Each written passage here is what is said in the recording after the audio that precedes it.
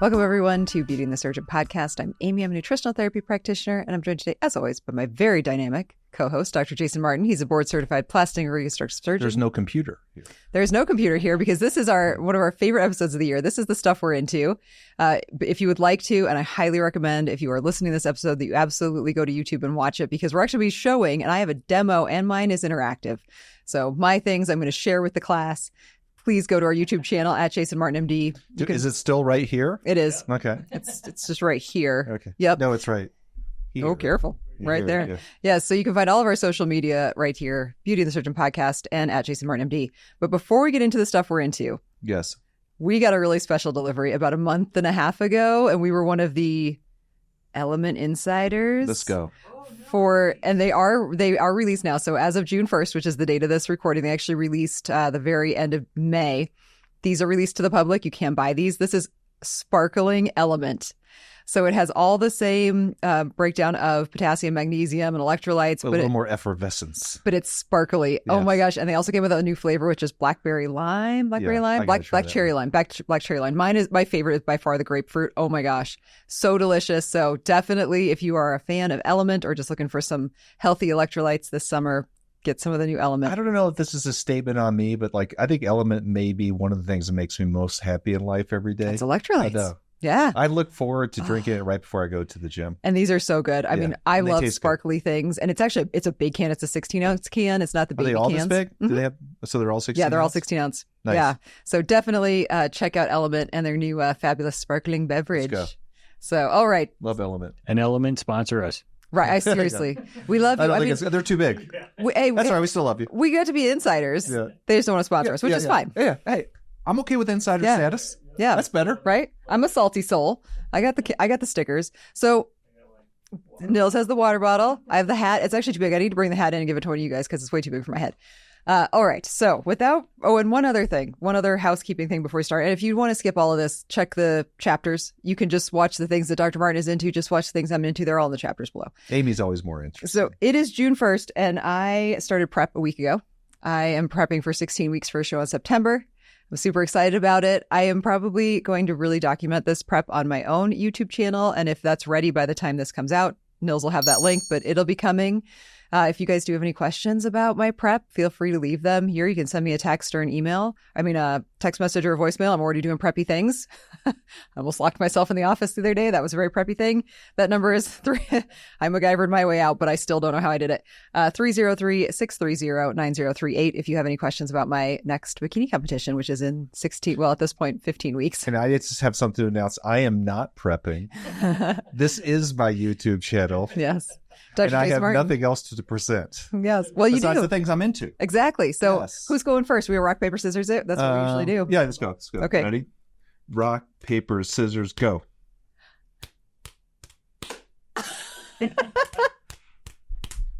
Okay. I always win. I win every single time. Okay, you get to go first. You're so easy. So that means you get to choose. Do I pick from you or do you pick from me? It's like NFL, right? You get to choose. Yeah. I'll receive because it's always better to receive, right? Yes, it is. Yeah. Oh, I'm excited. Okay. Oh, and another shameless shout out to Butcher Box. We love Butcher Box. Yeah. Love Butcher Box. I'm not giving a shout out to Sprouts, but that's my bag this time. Yeah, I finally had to use a different bag other than the Dallas Cowboys bag because I had big stuff this time. All right. So for all the listeners, I'm going to tell you what I'm doing. I'm reaching into the bag right now. The Butcher Box bag. And feeling around in there. So I feel something that is more of supplement containery. Ooh. You can hear that. There we go. Exciting. Oh, I have this. I eat this in the morning. Yes. So what I picked out was Red Ginseng Energy Chewables. It's manufactured by Euromedica, clinically studied HRG80 Red Ginseng. And these are chewable. This is a specific type of ginseng, and I'm going to give one. Nils, you want to try one? They're delicious. I'm not codfish. I'm not cod liver oiling you. So, you saw me hesitate, but yes. I made sure I had enough in here to share. So, Dr. Martin, did you take one today? It's not a stick of cumin. Okay. Is it going to keep me up? I don't want to. No, it will not keep you up. Here you go, Nils. Come on in, Nils. There you go. This is a very Catholic feel to it. The wafers we used to eat. It does. Communion of ginseng. They're so tasty. So these are chewables. Yeah. And the reason I love these, and just ginseng in general, they taste okay. They're kind of sugary, but they taste so good. They're so good. What do you think, Nils? Yeah, not bad at all. And I made sure you had water this time just in case you hated it. Well, no, that's... I can stand that. Yeah, they're really good.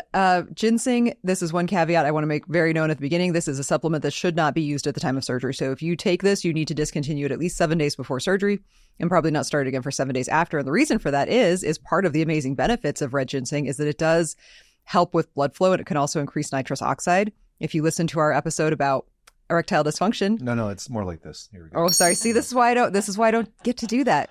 What a rookie. My magic doesn't work like your magic. You don't have the computer there. Right? You don't know how to edit like I don't know how to do the magic, the episode magic. We talk a lot about nitrous oxide in the body and why it helps with why it helps resolve erectile dysfunction. Also, just sexual health in general is improved by increased blood flow. It's helpful for both men and women. Also, but it's for ginseng, there's a lot of other things it does for you, right? Is that absolutely. Correct? Yes. Increases energy. It helps decrease fatigue. I mean, specifically to this formulation of ginseng is really more for your mental energy and mental health. And there are actual medical studies on ginseng for these things. So for mood, for energy, for GABA and cortisol regulation, those are some really key things. So it's going to help balance your energy levels. It's going to improve your sleep, but it's also going to improve your energy. And it does that by making sure that things like GABA and cortisol are in balance with each other. Right. So very key for that. It also shows real promise in helping to balance blood glucose. And this is glucose that's already in a normal range. So this is not like a supplement that you could take instead of your metformin. This is just going to help keep your blood sugar stable. Sexual health benefits we talked about, also immune health. So it's really kind of a power supplement. It comes in many forms. You know, some people make a tea out of the actual root. I like this one, and this is the clinically studied HRG80, and they actually make an extra strength version of this as well. That's like double the strength, but that's for a really exciting weekend, right? Yeah. Double strength one. Right. But it's one of the things that you definitely need to take on a regular basis to get the most benefit from it. It is something that kind of builds up in your system, and you do want to take breaks from it. Herbal supplements, I do generally recommend that people kind of cycle off and on of just to give your body a little bit of a break from it. And also then you're continuing to get the maximum benefit from it as well. Yeah. Yeah. What questions do you have about my red ginseng? Not much, because I already take it. I think it's great. Have you noticed an improvement? A little bit of an improvement, yeah. Yeah. Focus is one that they've really studied people and their ability to focus on tasks when they take it are some interesting studies. There's some great studies. There'll be links for all of these products in the description box below as well. And you can go there, and they actually have links to the actual NIH studies on ginseng, which are really interesting to read. So if you're at all interested, just remember you cannot take this around the time of surgery. Right. So, all right. Okay. That's my ginseng talk. I love it. I love it because I already take it. Yeah. All right. Bring that Sprouts bag over here. Let's see what you got. Okay. Again, basic stuff this time, but basic stuff is what I'm into. I'll take it. This is really big, so I'm going to take it. It's off the top. Yeah. This is a lunch cooler. Is it was there supposed to be something in this? Is this a scavenger hunt? Yeah, no, yeah. It's good. All right. So I've presented this one before, but I've really been in this headspace lately about, prepping your own food and making your own food. And I know that that's a really simple thing, but there's so many reasons why I feel this way now more than ever. First and foremost, Amy is getting ready for a what? Bodybuilding competition. Okay. So what is a big part of that prep? Eating. Way more than you might think. So Amy's into the food prep thing, which is one of the reasons I brought this up. And I think it's really important. But why that's good for people on a prep is that you can actually have a lot of control over your macros and the nutritional elements that are present in the food. Energy. And then energy too. Yeah, stable. Exactly. For me personally, as someone who's super busy and successful, thank God, having good food to eat is so essential to what I do. And my job is very physical. So that's always been a thing. What's the Trifecta? We use Trifecta right now, which is prepared meals. And we really like Trifecta. It's all organic. It's ships frozen, which is great. Right. Those are expensive, though. So I think that I didn't want to just come in here and say Trifecta, which is probably what I would have done. But not everyone can afford Trifecta. But they're on par with what you're going to pay. Yeah, what is Trifecta meal? I mean, it depends on which plan you have. But I think, some of the less expensive plans, it's like $12 to $15 Neil, per show meal. Trifecta right here, if you don't mind. Okay. And that's really, it's cheaper than when I buy, if you forget to bring your lunch and we have to buy you lunch. The cheapest lunch I can get for us around here, and that's literally getting you the kids meal at a place, is $18. Yeah, I'll take the kids meal. Yeah, I get him the kids beef teriyaki, and it's huge. It's way more. It's a big enough portion for a human adult. So for example, the Trifecta, which you could do at home yourself. So I don't want to make that you have to buy it. It has set amount of carbs, fats, and protein, which is really important for Amy and I with training and all the stuff we're doing. Well, they have keto and other meal plans as well. They even have a vegan option. Right. But more importantly, I've been, middle-aged, so I'm really focusing on my health. Food prepping and making your own food, you know what the ingredients that go in there. So forget the macro part, okay? Just because maybe that's where Amy might be focused right at this moment, or me sometimes, but it's really greater than macros. And I'm just saying everything that Amy's taught me. It's about the quality of food that you eat. And if you make your own food, you're guaranteed to know what you're eating. Mm-hmm.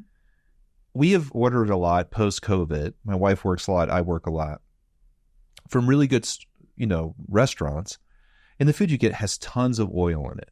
It drives me crazy. There's not guaranteed that that's organic or sourced correctly. And then it's not dependable a lot. Like you can order from a good place and the food's not always good. And that's one of the things I love about cooking for yourselves. I've gotten more into cooking lately. You have that Traeger. Like you have he can smoke meats and exactly. You have an amazing way to cook food. A lot of the reasons that people don't cook, and we all work, at least in this room, in this podcast, is because they don't have the time. Well, that's where food prepping comes in. I'm not as organized as Amy, but Amy's really good at food prepping. Oh, I have to be. I mean, especially when I'm cooking for like multiple people or a family, like it's just something that you just have to do. Right. And I meal prep even when I'm not on show prep. I mean, that to me is it's not a macro thing for me. It's just part of my life. Exactly. I had this conversation with Catherine, our assistant, just this week, because she was wanting to kind of understand how to kind of meal prep for the week or plan dinners for the week so it was less stressful. And it's just her and her husband, so it's fundamental. I mean, we all have to eat. So eating good quality food that you've made yourself is the best way to do it. What's your guys' favorite pre-prepped meal? Oh, you're asking a woman who just started prep. So my answer in 12 weeks will be way different. I mean, meal that I pre-prep, I'm so basic. Like I love rice and salmon. Me too. And cucumber. Yeah. I like rice with a protein and some sort of additive on top of that. I'm exactly like Amy. What about you, Nils? Oh, pre-prepped. It's a good question. I didn't even think about it for me, but I do a lot of like New Mexican food. Yeah. So and that's stuff that you can really make and then eat it for like 3 I love it. Portion out enchiladas and green chili and yes, make a big pot of green chili. You can add it to so many different things so good. Just for flavor. So good. Yeah. Over rice. Yeah. By the way, my son's got it into sauces, like he makes it himself, which I love. Yeah. Right. So we always add that like over the week. He'll make like a horseradish sauce or whatever. Nice. Here's another thing that's really got me on this kick. So we ordered last night. It was so funny. It was just it's serendipitous because I'd already selected what I wanted to do. And the same meal that was a year and a half ago that was $22 is now $32. Yeah, which is insane. I could eat all my dinners for $32. So that's not explained by inflation. Clearly, these restaurants are. Now, did you order that to be delivered to your house, though? I don't want to get into my personal business. Because that's a lot of it. It's true, though. 2 sandwiches are like $30 now. Right. That's my point about trifecta not being expensive. Yeah, it didn't used to be $30 to go to like Jimmy John's and get like 2 sandwiches. There is a point at some point, besides going to like a Michelin-rated restaurant, right, where you're willing to spend whatever you need to spend. That if you're going to like a good restaurant and they're just like price gouging and elevating the price, then is that really worth it in the end? It doesn't matter if you have money or not. It's the principle of it. And that's what's frustrating to me. Now, if you're going to the restaurant, Amy was making this point, that may be an ambiance thing and you enjoy that. And I've done that with my wife. Amy and I both like doing that. I'm sure Nils and Sarah do. But if you're talking about ordering food from a restaurant, which a lot of people do that are busy like my wife and I. Well, but in the amount of time it takes for it to get there, I guarantee you could cook something. Exactly. That's better for you, cost way less. So what we've done lately, my wife and I, is we've really tried hard to cook as much as possible at home. And it's been really rewarding personally. Our kids sit down with us, which is nice. Usually when you order foods, everyone's like, oh, it's a chill dinner, grab the food, go sit somewhere. And like it's been a lot more about family and time and love and creating the food. These are all things that Amy says, just so you know. So Amy should have done this one, but I think it's been really a bit difference maker in our life. And for sure, I can guarantee that whatever food that we're eating is a lot more healthy than what you can get ordering out, even if it's an organic and health-based restaurant. Well, organic's not all it's cracked up to be. Sarah and I get Butcher Box, and we actually base our meals around the protein. Yes. So I have some chicken thighs, I have, XYZ, and that's a great way to plan your meals because when you know what that base is, then you can totally add whatever vegetables or sauces or whatever to it. So that's really saved us. And even like we have Amy has friends. People that train for body competition could be vegan. It doesn't have to be animal protein, whatever protein source. I like that better. So she was talking about having the smoker while smoke the meat, and then plan that out through the week. Yeah. So awesome. Well, that's a really good one. All right. So you're going to take one for me, and then we're going to take a break, and then we're coming back for the last ones. Okay. Yep. Do that one. This looks like something from Austin Powers. Yes, it does. That's definitely going in at the end of the year. Oh, please don't do that. Please don't do that, because I'm going to have to undo that. Okay. So this is an Aeropress. It's not mine, baby. Yeah. And I'm actually going to demo how to use this. So an Aeropress is a coffee press, essentially. And it is probably the most versatile, easiest to use, non-sexual tool that is around. And there's two parts that go along with this. So the slide that you're looking at has the Aeropress information, but it also has the information about the coffee, because I have become really obsessed with this specific coffee. It's a decaf, because especially when I'm on prep and I'm maybe consuming things like pre-workout, I try to reduce my caffeine intake for the rest of the day so I'm not over-caffeinating myself. Because if you think I'm annoying now, see me on way too much caffeine, or see me when I crash from too much caffeine. So Nils, I'm going to try to do this all right here so you can see it. Yes, I did bring my scale. Oh my God. And so there's some things that you need, and this is the coffee. So this coffee that I have just, oh my gosh, smell that. Oh my God, I love coffee.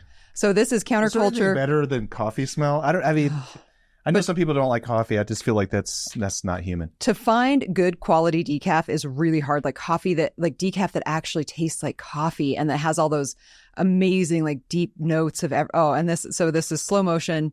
On their website, you can even buy this in 5-pound bags. This is decaf. It's Swiss water processed decaf, which is very important if you're getting decaf coffee to get Swiss water processed, because they don't reach the caffeine out of it with chemicals. If you're looking for a budget option for Swiss processed coffee, decaf coffee, I would actually go Dunkin' Donuts. They use really good process. They actually use good quality. So you can't really get decaf. I mean, this is a stupid question. Like whole bean. This is whole bean. I ground this myself. Okay, because I always ground my own coffee. When they take the caffeine out, they do it with the beans. Oh, I didn't know that. So, yeah. But there's a lot of I just different don't processes. drink decaf because I'm like, what's the point? Yeah. So I actually pre-ground this because I didn't want to grind it on camera because it's really loud. So I am very specific. I measure everything in my life, clearly, as Dr. Martin talked about with the... There we go. Balance that. Yeah, there. and you don't throw that on everyone else around you. No, I keep my... it's all to yourself. So I do the inversion method with the Aeropress. It's not mine, baby. Which means I basically brew it upside down of what... You guys are just loving this Austin Powers joke. I mean, it does. All right. It looks like a pump. A short but stocky one. Okay. So I brew the inversion method. The instructions that come with it, you actually put the filter on first. Got it. And brew it. I put the filter on after. Surprise, jump cut. So this is much easier to do. I'm going to be pouring. She jumped up really quick. I'm going to be pouring some hot liquids, and I don't want to do that sitting. So I've got the Aeropress on my scale, and I just tear it out. Normally, I would grind my beans freshly. These were ground a couple hours ago. This smells good, right? I mean, like, and this is decaf. Oh, I wish you could smell through this microphone. So the grind for an Aeropress is just slightly coarser than you would do for like a flat brew, almost like what you would do for like a cone pour over. So like for your Chemex. So this is 30 grams of decaf coffee. Look at that. And then we're going to zero it out and start pouring in our water. So I do about 70 to 100 grams of water. I think I want to empty out my tea here and have some of this. Is that possible? You can have some when I pour it into a different cup. Oh, sweet. So I do that first, and then I give it a pretty aggressive stir for like just a couple seconds. Like really get the grounds all wet. All right. And then I'm going to fill it up. I like about 230 to like 220 to 230. It's usually right about to the top of the plunger, or where the plunger would be. So that's 223 right there. That's perfect. And then all I'm going to do is I'm going to put my cap on and hook it into place. And then I set a timer for a minute. And while that's happening, we're going to need this still. Okay. Yep. While that's happening, I prepare my oatmeal. I'm always multitasking. I actually weigh the water. I sent Catherine a video of myself doing this morning. I weigh my water for my oatmeal while I'm waiting for the minute. Why do you weigh the water in the oatmeal? Because I like things consistent, if you had not noticed. So that way my oatmeal is exactly the same every single morning. So I weigh out my 180 grams of water for my oatmeal because I've got my kettle, right there. I pour it right from the So kettle. instead of taking medication for your brain dysfunction, I you just weigh everything out. Yeah, I mean, I just embrace them. Okay. How do you deal with your psychoses? You embrace it. You make me look like pure chaos. Oh, there we go. Yeah. So the other thing that I also do, like while that's waiting, is I always, when I wet the filter, which I did before when we did the jump cut, I actually just wet the filter, and with the kettle, I just pour water through to wet the filter into the cup that I'm going to be putting my coffee in, and then right before, and I've already dumped it out, I just dump that in the sink, so there's just a little bit, so the cup is warm. So this cup Can I ask you a warm. serious question though? Yes. Weighing out the water for this, is there a benefit to having the best brewed coffee if you have the right amount? Yes, I like the ratio of 30 grams of beans to 500 grams of water. Okay. And that's me. And you might like it differently. There's other coffee, like when I do Dunkin', I actually do like 28 grams of coffee because it's a little bit bolder roast than this. It does make a difference, and you can play around with what works for you. I mean, is it the end of the world if you don't weigh it? No. But if you're not weighing it, like, is it just chaos in your life? Right? Like what else is going on in your world? Pure nihilism. Yeah. You don't weigh it. So this is a really cool part. So like I said, I am doing the inversion method, which means we do have to turn this upside down. Now people like get all freaked out and they're like putting their cup on top and like panicking, right? Yeah. And I do keep a towel here always. I got it. Yeah. There'll be more drips. Okay. And I do keep this towel with me when I do this. So you don't have to do it. You have to watch this YouTube. Yeah. This is so. So you just flip it and then you press. You do not pump. Do you ever say put your thing down, flip it, and reverse it? I'm more like, yeah, you push it. Push it real good. And it takes about 30 seconds ish, to kind of you want to push it a nice medium pace. They're running. This is like what cookie shows where they don't want dead air. I know. Yeah. I just think of you guys started this. Yeah. So you can kind of hear a little hiss when it gets to the bottom. And I usually just kind of give it a little wiggle it. So just real quick, this is like a French press. I mean, it's basically but it's way better. Now, why is it better, though? Because it's filtered, so you get much more clarity in your coffee. Got it. So now I'm going to put this back on the scale, and I'm going to zero it out. And because I put in 223 grams of water, now I'm going to go for about 220 grams of water again to get up to my 500 ratio. So it's like an Americano, right? Mm-hmm. So it's the coffee then mixed with the hot water. Yeah. And I had a little bit shy of that, so this is going to be especially strong coffee. So you can definitely try that coffee. Okay. So this is a really strong brew. Do we mix it around, or we just drink it? No, you just drink it. Yeah. Good test. Yeah. Oh, it's so good. Oh man, that's excellent. And then this is actually really cool. So I'm going to do this on the towel just so I don't make a terrible mess. So to clean this is as easy as everything else I've done to clean it. You're just going to unhook the filter. Yeah. The filter, when you use the right one, does not stick. And then you just push the plunger all the way down, and you have this coffee puck. It's one of those. That's cool. Yep. Popsicle pops. Yeah. What are those things called? It's a coffee. It's a push pop. A push pop. Yeah. The orange push pop. And then you have to watch YouTube. Knock the grounds out. It's a push pop that looks like somebody just had a colonoscopy. If you've only been a listener of Beauty and the Surgeon, today is the day. This is the day. Go on YouTube and watch the cooking show. Yep. You have some more of that coffee. Yeah, please. It's decaf, so you can drink it at night. The decaf coffee, and then you just knock that out into the sink. All of this is dishwasher safe, but I just use I have a little brush that I keep right by the sink. I literally just wash it real quick and dry it. I mean, it's instant. And if you wanted to turn around and do another one right away, I mean, when I'm not talking, it really just is the minute to let it sit there, and you've got a whole nother cup of coffee. I love it. And it tastes excellent. So what's the name of this place? This is Counterculture. Okay. What's the name of this thing? Aeropress. Aeropress. Okay. Yep. Yeah. Definitely buy Counterculture and Aeropress. Yeah. I'm going to get one of those for Barb, actually. Oh my gosh, I love it. They make she loves decaf in the afternoon. Yeah. Get her the Counterculture. So we do pour over. We do fellow pour over, single pour over. Well, you guys are way bougier because this is $40. That pour over you guys have. How much is that? $40. No, how much is the fellow one I have? Oh, like several hundred. No, it's not. Yes, it is. Not the smaller one. Yes, it is. No, it's not. Lies. Okay, that was awesome. All right. I'm going to clean mine up while you get your bag ready. Do you guys have any questions about anything? No, I mean, I love coffee. That was into it. Love it. And I love the fact that you actually just make coffee during one of our podcasts. that it's that easy. I mean, it's perfect for travel because, I mean, you're in a hotel do more room. of these shows where you just do stuff and Nils and I comment on it. This is why. Honestly, that would probably get more traction in the world. I had no idea there was going to be a demonstration until right before we recorded. I did tell him. He just wasn't sure what was involved. A nice surprise. But think about it. I mean, at a hotel, instead of using that disgusting Keurig that's in your hotel room. Oh, never. They hot water. clean those with the same rags they clean everything else with. Yeah. All you need is hot water. You bring your own beans. And I'm not sure about the Keurig pods either. I'm not sure I'm sold on those. Oh, and you can have amazing coffee. I know. You got to get Barb some of this. They sell it at Whole Foods. Ground coffee is one of life's true pleasures. It really is. Oh, it's so freshly ground and then brewed. Okay. So good. All right. We have to take a break. We're going to take a break. And I'm going to... Let me have the coffee while we're going. I'm going to get rid of my coffee puck. And we'll be back in just a minute. Okay. See you later.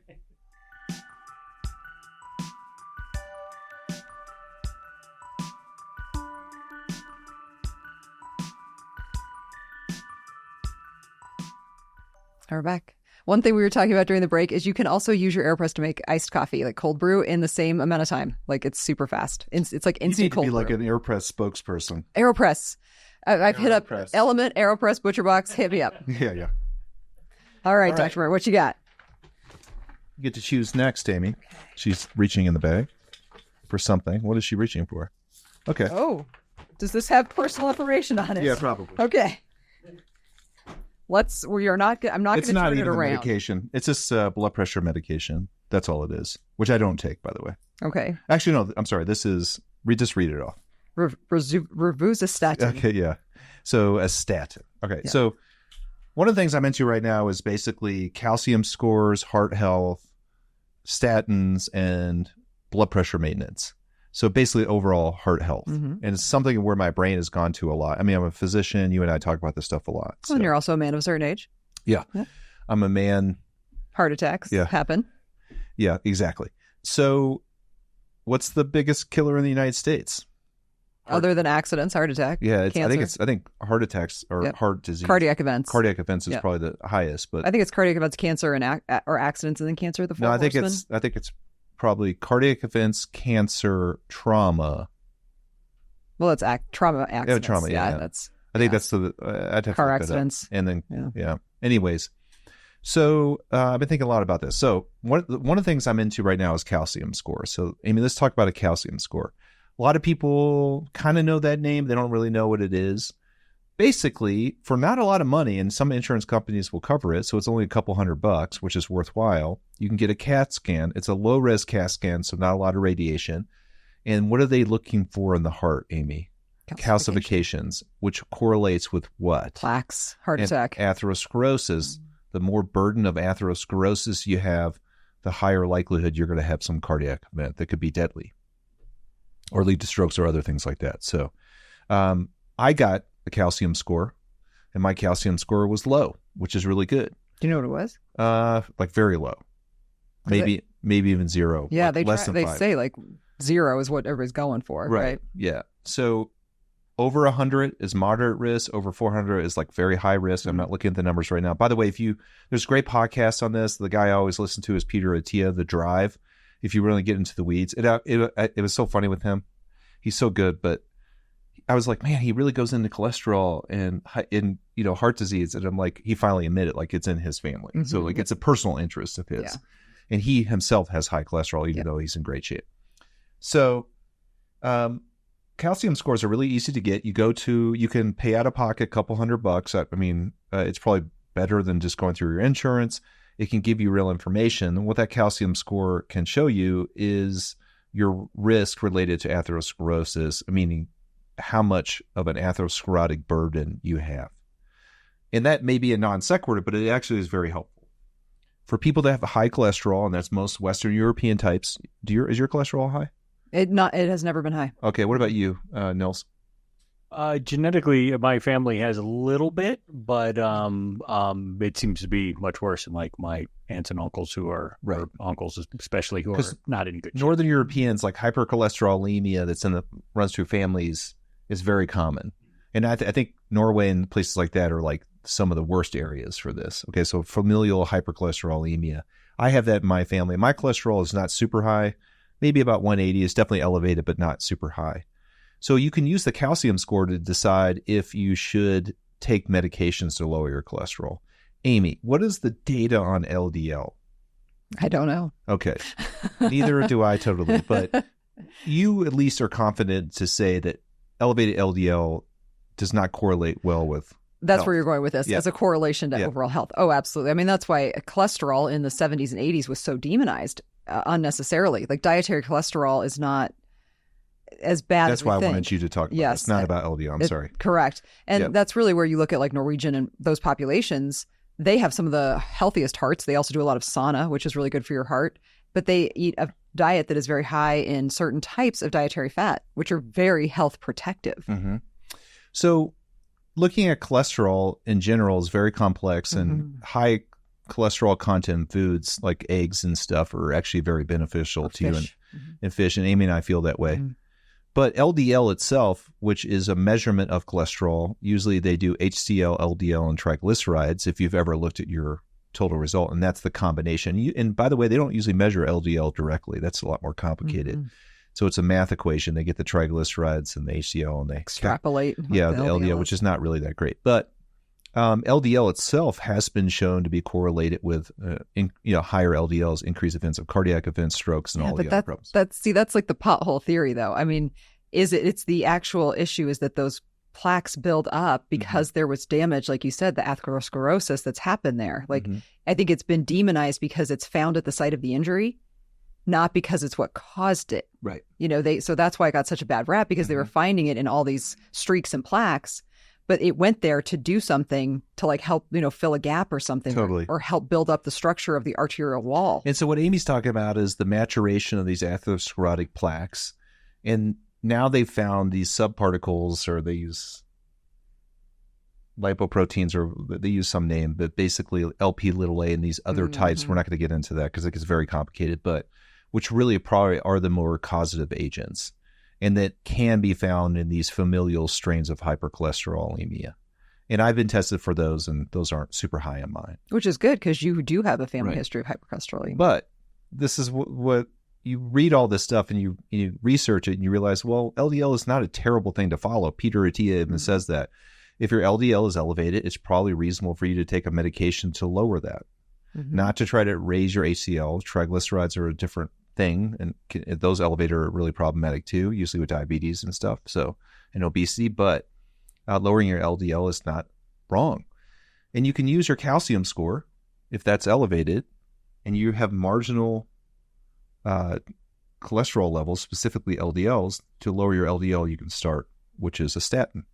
And I actually started a low-dose statin every day. Even though I'm calcium score was very low. Very low. And that is overkill. I wouldn't recommend that to anyone. That's what I'm doing for myself, or not your doctor. But you also have a doctor who prescribes it. Yeah, you're not like you're not self-medicating.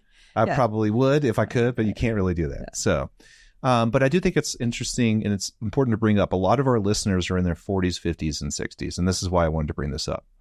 And a lot of our listeners are healthy and body conscious, right? Because they're watching this podcast. They're like, I want to feel better. I want to look better. And they're healthy enough for elective surgery. Right. And how many people have we talked to who are losing weight and trying to do a life change, right? Well, a big part of that, FYI, is your heart. And I don't want to lose track of that as a podcast is about empowerment, health, agency, that your heart affects all of us. And by the way, if you're African American, you should look at the heart outcomes in those populations. It's terrible. Hypertension, rampant. Diabetes, rampant. So the reality of the listeners listening to this, that your health, general well-being, and aesthetics also ties into the heart too. And I think that's really important. I didn't think that way until I got to be middle-aged. And I was like, wow, maybe I should have thought about it earlier, but I was like, wow, this is something that's kind of staring me right in the face. But throughout life, you have done things to keep your heart healthy. You eat, primarily whole foods diet. You work out. You were very active in high school, like you were an athlete without overdoing it. You're not like a distance runner, which can be very, taxing on the heart. You don't overdo cardio, which can be taxing on the heart. Yeah. Yeah. Like you've done things to take care of it. Now you're doing a Western medicine intervention to take care of it even more. And that's the point that I was making about the cholesterol, is there's not many great ways besides a statin to lower the cholesterol. Yeah, the red rice yeast. And you can do some of the alternatives. And by the way, the side effects of statins, which are known, you can look those up, also occur with red rice yeast too, but not as much. Last thing I'll tell you is that now these cardiologists and Western doctors that deal with the heart are wanting blood pressures that are very low at a middle age, like in the 115s, 120 range. If you're 125, which my systolic can run, they, in some cases, will recommend a blood pressure medication. Which do have side effects that I might not be okay with. Yeah. So, I mean, there's a lot of more aggressive therapies going on for health outcomes. High blood pressure can cause intimal thickening, which can lead to strokes and other problems like that. And lack of, actually can lead to impotency and other things like that. Yeah. So, I think that they need pressure to get an erection. I think that trying to find the natural ways to improve your heart, exercise, nutrition, meditation. What's that word you just said? Exactly. Oh my gosh, you do know it. There's a reason why my blood pressure is probably a little bit elevated. I run pretty hot. But even your calcium score can be improved through dietary changes. 100%. Yeah. And ways to deal with atherosclerosis if you have heart disease, what you can do. So, yeah. That's where my headspace has been. That's a really good one. Yeah. Wow. That was very good, Dr. Martin. I like And by the way, we're not cholesterol specialists, even though I know a lot about it. So I highly advise, if you have any interest in cholesterol and about your own levels, the way it's broken down, the lipoproteins, like things like LP little a, these are really complex things. They're very interesting. Highly advise you to look into it. Yeah. I like that we've both had a supplement. Mine is Eastern medicine. Yours is Western medicine. Yeah. We've each had a meal kind of planning item. Yes. So I'm really intrigued now to see if our final items are at all similar. Yes, yeah. All right. There you go. It's the last one in there. So I'm reaching my hand into the bag. Let me just say before I pull it out, it feels like not a cowbell. What is the triangle? Yes, one of those. Okay, a weight belt. So it's actually two things. The other thing is hiding here under my lab coat. I hide it from you. Just full of surprises today. Yep. She's pulling stuff out left and right. Yeah. So who makes this one? Because you love this thing. I love these. So both of these I love. So this is from TRX, and it's their rock roller. So you can see it's not your typical foam roller. It's not your grandmother's foam roller. Yeah, it's not your grandmother's foam roller. TRX it has these. That one. It has this kind of bladed edge on one side, and then it's not round, so you don't roll on this like a typical roller. It's really more meant for myofascial release, and it hurts. Oh, it hurts. And I'm a certified massage therapist. This is the best tool I have found to treat myself. It is rare that any of these body tools I actually find any real use in them. I love a good lacrosse ball, but foam rolling is great for myofascial relief, for stretching, for blood flow, all those things. But I've never really found a way to use it that actually feels like it's truly treating a muscle deeply the way I want. My favorite thing is so it's called a rocker. So you see how it has this. There's the round edge. On YouTube, she's rocking it back and forth. So you can actually get whatever body part it is on this peaked part of it. And what you do is that you reach back here and just kind of roll it like this. Oh my goodness, just dig away at your quads or your calves. Oh, so for my ankle mobility. Especially on prep when I'm working out a lot and not having a ton of time to recover, this is so key. And these two things go together. And I know I've talked a lot about my prep this time, but I promise that's not a thing. It's just where my life is at right now. So at the end of my last prep, my weight belt was too big and it was the smallest one I could find. I found this company. It's called Uppper. So Uppper is the name of the company, and it's actually in Colorado, which was such an amazing bonus. This is the small, and I wear it on the 5th. So when I train, I have it on the 5th hook right now. I'll show you what that's like. Are you just trying to waist shame everyone? No. There's a point to this. So what the hell are you? So this is where I wear it. Everything we're against right now. So I wear it. So this is the setting I have it on. Look at how many more hooks there are. I'm like, what? So we put this around their calf? I'm like, who has a waist that's 5 inches smaller? So if you are all of Asia. Well, if you're a petite person or you have a child, maybe an adolescent, a teen who's starting to lift weights. Sarah's been showing me TikToks of these 12-year-old girls who are just power lifting like crazy. Yeah. So strong. I'm blown away. But yeah, they're little, so they need a guy. Yeah. So I found this, like I said, at the end of my last prep, and I was just amazed, that not only was it, when it first came out, I'm like, there's no way I'm gonna even fit that on the biggest hole. And then I put it on, I'm like, oh, it does fit. And this is where I have it right now. And so I have room to cinch it in as prep goes. I haven't been in prep with this one. I got it at the end of my last prep, but it's nice too because it's a little bit narrower, especially for women. You find they make a bigger locking style belt for real power lifters that is a lever system. I like having the latch just because it's if I'm going to go down, I'm going to go down a lot. I don't need the super adjustability of the latch. Do belts really make a difference? So they do. And that's the one on the slide. You'll see that they are really helpful. I use it extremely judiciously. I think people rely on belts far too much and they can do more harm than good. I use this for only one exercise that I do the entire week. And I only use it for my last 3 sets of that. And I make sure I keep my form proper. The thing that it really helps you do is brace your abdominals correctly. So for me, it helps me to prevent like over bulking up my abs or my core as I'm training heavier. And it does provide support. It also gives you good cueing because you can kind of push your abdomen into it to brace. So yes, I do like it. I laugh hysterically because there's a lovely woman in my gym who is an IFBB pro, and she wears her belt the moment she steps in the gym for everything she does. And honestly, I hate wearing it. Like I take it off as soon as my set is over. So but when you need it, and to find one like that actually fits well is really key because everybody's different, built differently. But I really was so impressed. So Uppper, a Colorado company. Yep, that's great. That I found a local company that makes a great belt. TRX doesn't need our help. No, TRX has plenty of hype. Yeah. But the rocker roller, they make it in a shorter length also. So like if you wanted to travel with it. So TRX is the built-in systems that fold down from the wall? No, the suspension systems. Oh, suspension. Oh, it's TRX. And suspension. kettlebells. Yeah, kettlebells. Yeah. Yep. Like good out-home workouts. Yeah. They have those suspension systems really good. Yeah. So these are two awesome things. And definitely, I always try to support local if I can. And I was shocked to find a local company for a belt. Let's go. Colorado company. All right. All right, last one. So I'm excited. If yours is something related to the gym or working out. I was going to do gym. I'm not even joking. But then, of course, I nerded out. So now I'm disappointed in myself. Get your fun stuff away from here. I can buy half of the desk. I can fill my half of the desk with stuff. Again, I have a nerdy option. Oh my gosh, is this a plane ticket? Is this a plane ticket for me to go somewhere cool? You and your small waist. Oh. You could fit in an economy seat because you're so small right now. I can fit in an economy seat. Oh, it's a cancer screening. I'm like, I don't know what this is. I've never even heard of this. Galleri. Yeah. All right. So I'm so into this right now. Galleri. And they definitely don't need our help because this is private equity. Well, if I've never heard of it, it's not something that's extremely mainstream. So basically, I'm really into liquid biopsies right now. Because of all the stuff you do with breast cancer? Yeah. Well, because, I do breast cancer reconstruction and we work with a geneticist up there. And then you start realizing they have all these genetic tests that you can do, right? Yeah. For breast cancer and oncology treatment. And then I was like, well, isn't there other things along this line? And this is basically the newest version of that for all people. That's interesting. Stephanie Buttermore, she did her PhD research on if you could detect breast cancer in urine. So that's similar, these like liquid biopsies, essentially. Yeah. So this is a blood test. Right. So Amy, let's be Watson and Crick. Okay, you're Watson, I'm Crick.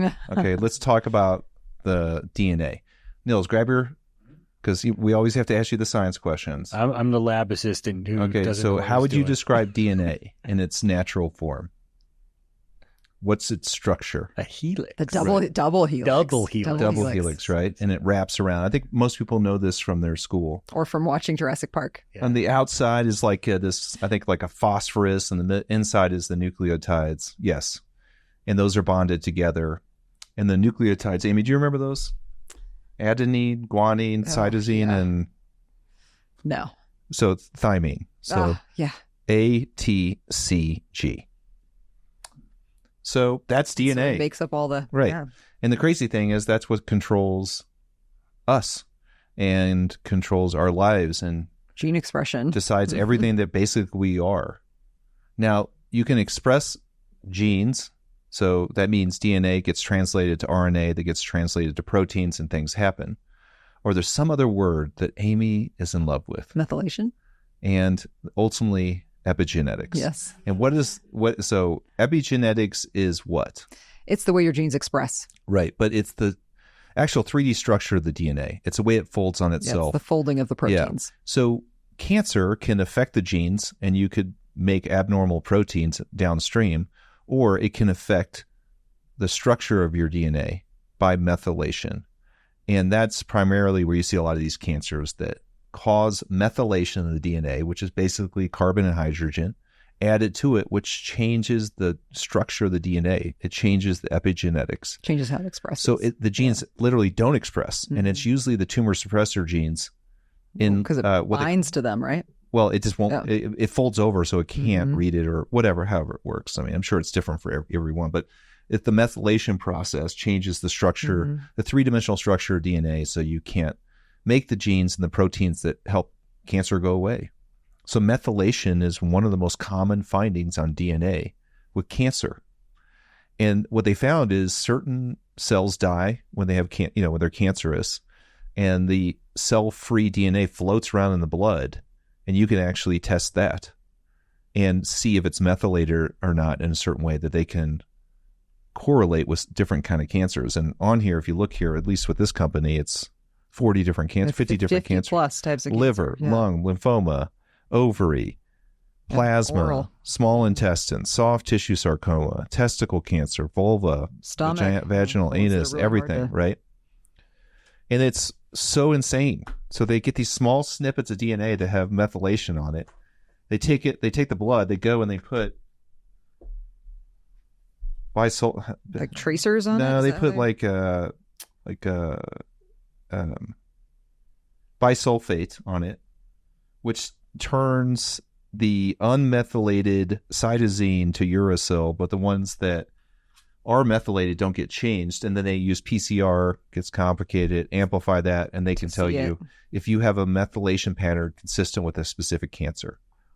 Like a couple tubes of blood, 50 cancers. That's a newer technology, isn't it? Past couple years. Yeah, I was going to say, I heard something on a science podcast like maybe 6 months ago.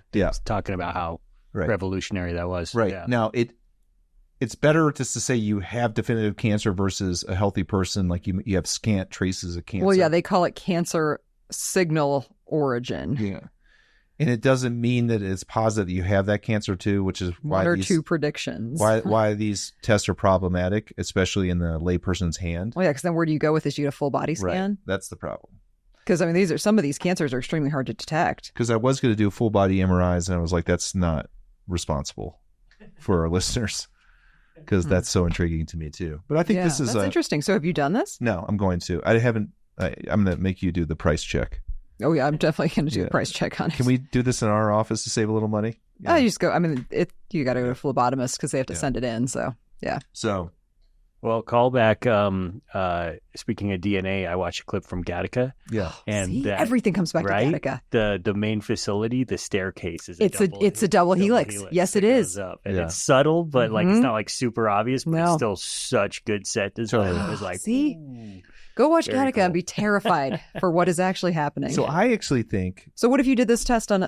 No, so I actually think, and the reason why I'm interested in this is less about the liquid blood test, which I'll probably do. Again, Galleri is the company, and it tests 50 different cancers using methylation cell-free fragments, and it uses PCR, and if it comes back positive, it's a chance that you have this, but it's not a definitive diagnosis. Cancer signal detected.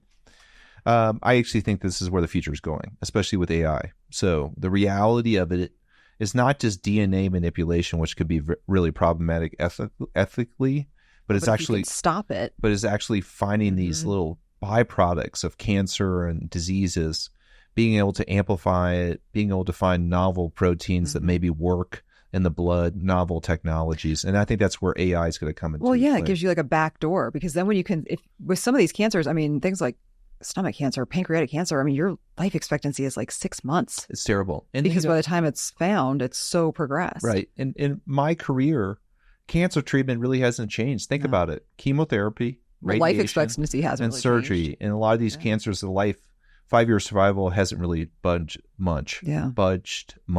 So for all of us, I think we're on the precipice of a change in healthcare. The biggest difference has been early detection. From what I understand. 100%. That's what's brought survival rates up, is early detection. Right. And blood is fairly easy. What was the there was a movie made about it when they were talking about the drops of blood that would change the medical industry, and it was all fraudulent. Oh, I don't know. The Elizabeth Holmes. I forgot the name of the company. Yeah. Yes. Where they had that's not a movie. That's real life. Everything. Yes. They couldn't tell the She's science. in jail. Yeah. Yeah. So That was bad. Yeah. the reason why people were so intrigued, actually smart people and very connected people, Yeah, Rich people. she got over on a lot of people. right? Not But having was the organs. ethos of that? This through your blood, you could diagnose so many things with not too much blood, and It's here, Elizabeth Holmes. yeah. So this is in some ways, it takes a lot more blood than just a drop of blood. This is one of the problems with these kind of tests. It takes multiple vials of. I mean, but if you donate blood, I mean, it's not that big of a deal. Right. I mean, last time I'm having my blood drawn next week, and last time they took 12 vials. Yeah, I mean, I honestly, I think they probably take that many with Yeah, us. I don't they know. probably need a lot. But I mean, because you want to make sure you don't have a volume issue, Yeah. Statistical and all that kind of stuff. I mean, I'm sure, as like you said, supercomputers and AI gets better, the amount of statistical significance can be smaller and smaller based on the sample size. right, and then also AI coming up with novel proteins, which is a big movement in the field, right? Because the proteins have an infinite number of configurations, and when you have that big of a number, standard computers can't do it. Yeah. Whereas AI can, do these super high-powered formulations, calculations, and work through the stuff and come up with these novel proteins that could be tested in vivo. Yeah. But the same idea works for this. It's like, what other things are we missing? What kind of small components could we measure in the blood? Well, that was Give us more information. And these are very low risk, high gain procedures. Yeah. Now, I'm assuming something like this is probably $1,000. I guess maybe more than Yeah, 1,500. I yeah. don't know. It's like just basic blood work is like $500. So. I mean, I'll try it out if they want to give me the discount code. Yeah. and I report don't back. think of discuss, but no, I Yeah. agree. I mean, and that's where with Stephanie Buttermore and her research for her PhD about testing urine. I mean, there's dogs who they say can smell cancer. I mean, dogs can sense when people are going to have a seizure. Like, I think there's so much more fundamentally going on in the human body than we give it credit for. We'll go back to your 30 sheep. There's a whole lot more than 30 sheep. I mean, we talked about how many thousands of miles, 60,000 miles of nerves. I mean, there is a lot Around happening in the our Earth body. twice. Yes. I remember now. Yeah. I mean, it's crazy. And you take into consideration You things got like, the millimeter a day, though. yeah. It's you, smart guy. I'm proud of myself. Yeah. Like pregnancy, when our bodies do crazy things like build a human. I mean, there is a lot going on in this body. Yeah. Yeah. Wow. And I guess my headspace is more middle-aged stuff, but a lot of our listeners are there. And I do think this is... Well, but these have implications for their children as well. Yeah, this is like, I think this kind of stuff is the future. Actually, I know it. And I think it'll be within my lifetime that you're going to see this huge transformation in healthcare using melding technology with scientific knowledge and novel testing techniques, surveillance stuff, that you're going to catch things a lot earlier, because it's exactly what Amy and Nils said, which was really important, that really the treatment of cancer hasn't changed much besides some of these monoclonal antibody But that's the problem that treatments. needs to change. No, I know, but It's barbaric. But the way to survive cancer is to catch it early, Yeah. period. Well, and and that's hence the reasons that people are still expected to get mammograms. And have a way to colonoscopies. treat it without killing the person first. Right, I mean, right exactly. now, our basic way of treating cancer is to try not to kill you, but kill the cancer. And that's, Right. different variations of Not all the effective. time. You're always so negative. No, I'm not being negative. I'm being realistic. I mean, right. You want to kill the I hope cancer. my but, oncologist friends never watch this. Yeah. It's getting better. My The- mom's radiation It's way more treatment, focused and- yeah, yes. in the late 80s was Yeah. brutal compared Yeah. to what Yeah. people have gone through. These yeah, they've gotten days. better at it, but it's still But the it's still same basically basics. the same thing. Yeah. Yeah, but crazy. Yeah. All right. Well, I think, Dr. Wright, you said you had basic stuff. I mean, you always say that, but like this is because these are the things we are actually into and we are kind of not that interesting of people. Very cool. If you want links to find out information about these products, they are all linked below. I highly recommend Counterculture. If you are a decaf Yeah, lover, nice. if you're a coffee lover who's trying to cut back on caffeine, you will never miss it. The studio smells wonderful. Right? If only everything could smell this good. I wish we could soak my pillow in this when I sleep Seriously. at night. Oh, so or wait, with the wake up, if you could just have that waft over you, I wake do you it. up in the morning. No, I do it. Yeah. I set my coffee maker at 4:15, Mm-hmm. So and the I get up coffee at smell wakes 4:30 you up. every single day from Yeah. the coffee smell. I Definitely don't check have an out. alarm. Yep. Additionally, check out Element. Get yourself some salty, sparkly summer beverages. And we appreciate everybody for making it this far in the podcast. We love doing this, and we're glad that you guys indulge us and listen. You can leave me a voicemail or send me a text at 303-630-9038. You can follow all of our social media handles here. We are at Jason Martin, MD, and we are at Beauty and Surgeon Podcast. And soon to be adding whatever fitness vlogger station I end up building if you want to follow my prep journey. So, Dr. Wright, you got anything else? No, my waist is not that small, so That would barely fit around my leg. I mean, The tightest setting. Like, okay. why does it even have go. those holes there? Skinny white ladies? Like, look at this. Here we go. Yeah. Should we fade out slowly? Yeah. Like, what is even the point? Oh my of a god. belt? I will say, to end on a positive note, your coffee making episode was amazing. I got good coffee skills. Epic. Yeah. All right. All right. Thank you, everyone. See you later. Bye bye.